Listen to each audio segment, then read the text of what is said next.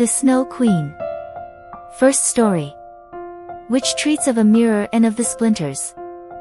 Once upon a time there was a wicked sprite, indeed he was the most mischievous of all sprites. One day he was in a very good humor, for he had made a mirror with the power of causing all that was good and beautiful when it was reflected therein, to look poor and mean, but that which was good for nothing and looked ugly was shown magnified and increased in ugliness.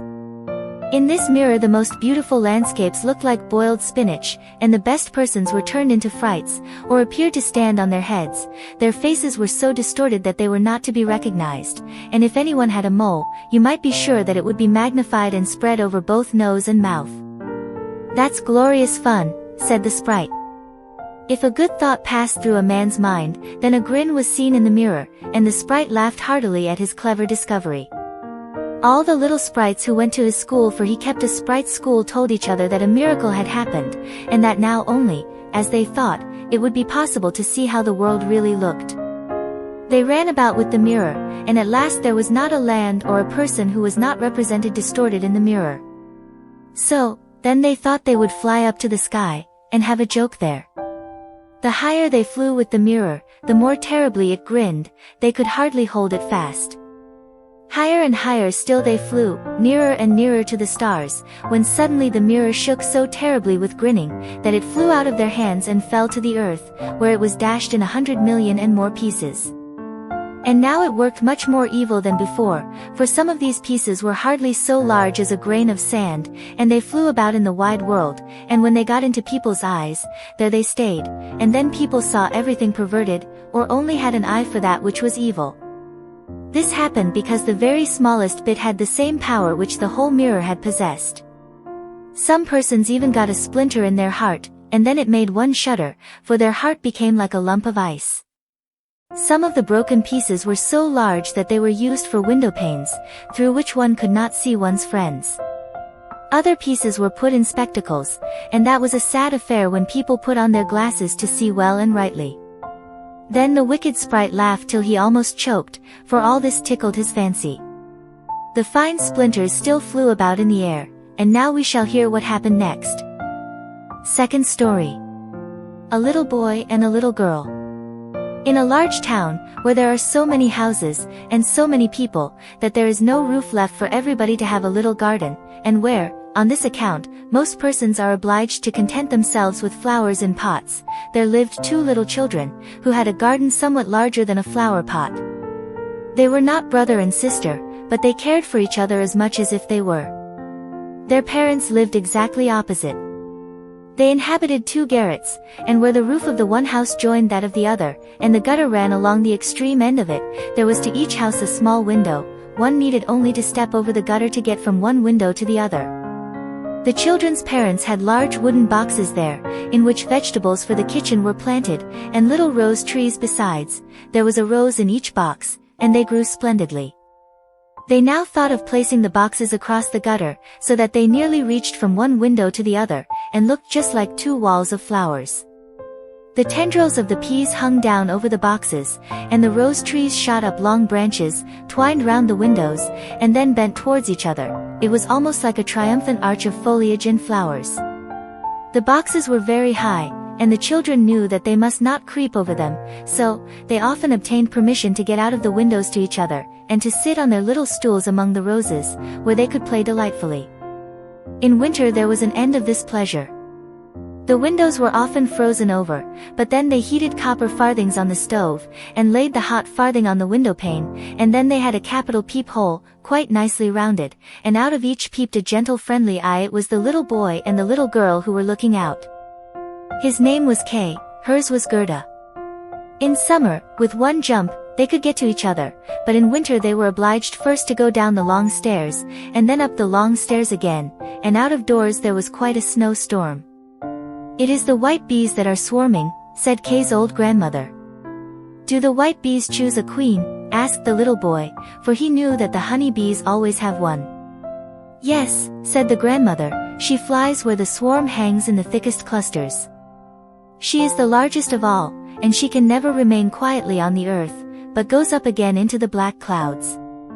Many a winter's night she flies through the streets of the town, and peeps in at the windows, and they then freeze in so wondrous a manner that they look like flowers. "Yes, I have seen it," said both the children, and so, they knew that it was true. "Can the Snow Queen come in?" said the little girl. "Only let her come in," said the little boy. "Then I'd put her on the stove, and she'd melt." And then his grandmother patted his head and told him other stories. In the evening, when little Kay was at home, and half undressed, he climbed up on the chair by the window, and peeped out of the little hole. A few snowflakes were falling, and one, the largest of all, remained lying on the edge of a flower pot. The flake of snow grew larger and larger, and at last it was like a young lady, dressed in the finest white gauze, made of a million little flakes like stars. She was so beautiful and delicate, but she was of ice, of dazzling, sparkling ice.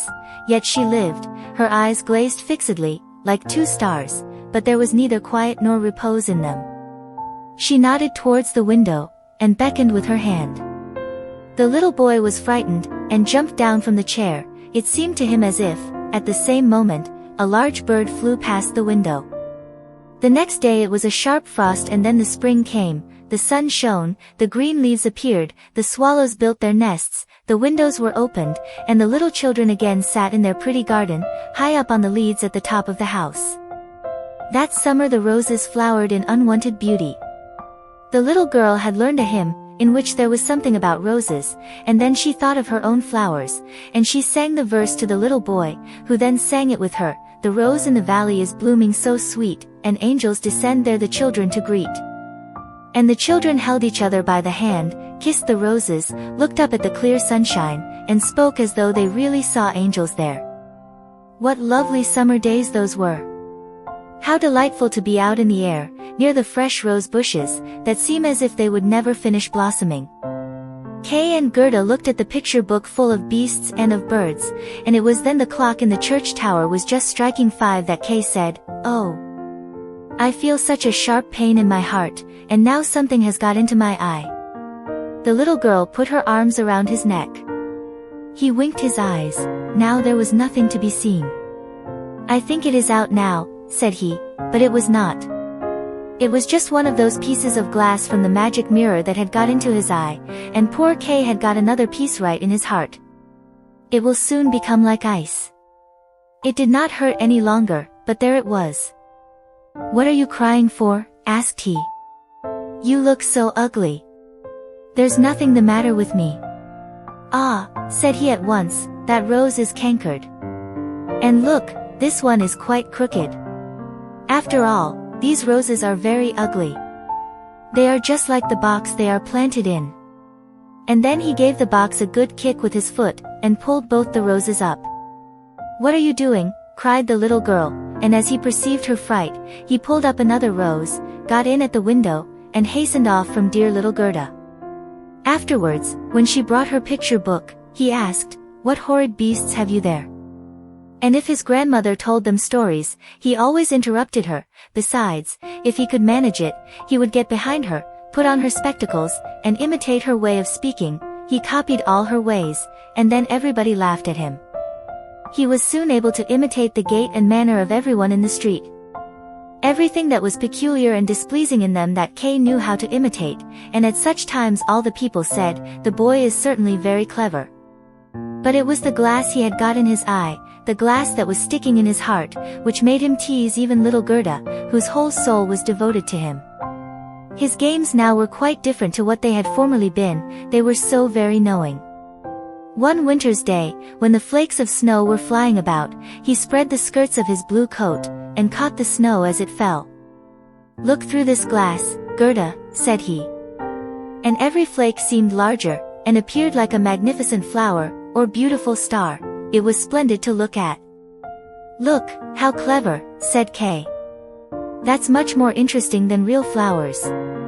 They are as exact as possible, there is not a fault in them, if they did not melt." It was not long after this, that Kay came one day with large gloves on, and his little sledge at his back, and bawled right into Gerda's ears, "I have permission to go out into the square where the others are playing," and off he was in a moment. There, in the marketplace, some of the boldest of the boys used to tie their sledges to the carts as they passed by, and so they were pulled along, and got a good ride. It was so capital.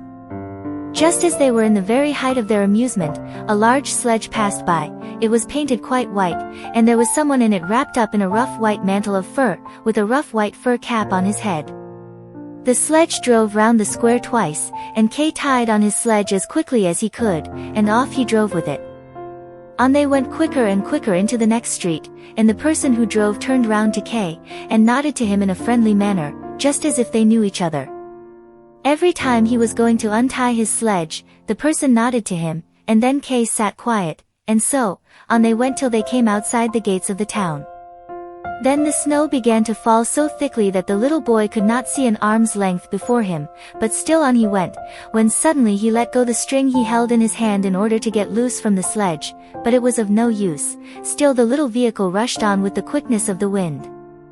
He then cried as loud as he could, but no one heard him. The snow drifted and the sledge flew on, and sometimes it gave a jerk as though they were driving over hedges and ditches. He was quite frightened, and he tried to repeat the Lord's Prayer, but all he could do, he was only able to remember the multiplication table. The snowflakes grew larger and larger, till at last they looked just like great white fowls. Suddenly they flew on one side, the large sledge stopped, and the person who drove rose up. It was a lady. Her cloak and cap were of snow. She was tall and of slender figure, and of a dazzling whiteness. It was the Snow Queen. "We have traveled fast," said she, "but it is freezingly cold. Come under my bearskin." And she put him in the sledge beside her, wrapped the fur round him, and he felt as though he were sinking in a snow wreath. "Are you still cold?" asked she, and then she kissed his forehead. Ah! It was colder than ice. It penetrated to his very heart, which was already almost a frozen lump. It seemed to him as if he were about to die but a moment more, and it was quite congenial to him, and he did not remark the cold that was around him. "My sledge. Do not forget my sledge." It was the first thing he thought of. It was there tied to one of the white chickens, who flew along with it on his back behind the large sledge. The Snow Queen kissed Kay once more, and then he forgot little Gerda, grandmother, and all whom he had left at his home. "Now you will have no more kisses," said she, "or else I should kiss you to death." Kay looked at her. She was very beautiful, a more clever, or a more lovely countenance he could not fancy to himself, and she no longer appeared of ice as before, when she sat outside the window, and beckoned to him. In his eyes she was perfect. He did not fear her at all, and told her that he could calculate in his head and with fractions, even, that he knew the number of square miles there were in the different countries, and how many inhabitants they contained, and she smiled while he spoke. It then seemed to him as if what he knew was not enough, and he looked upwards in the large huge empty space above him, and on she flew with him, flew high over the black clouds, while the storm moaned and whistled as though it were singing some old tune. On they flew over woods and lakes, over seas, and many lands, and beneath them the chilling storm rushed fast, the wolves howled, the snow crackled, above them flew large screaming crows, but higher up appeared the moon, quite large and bright, and it was on it that Kay gazed during the long winter's night, while by day he slept at the feet of the Snow Queen.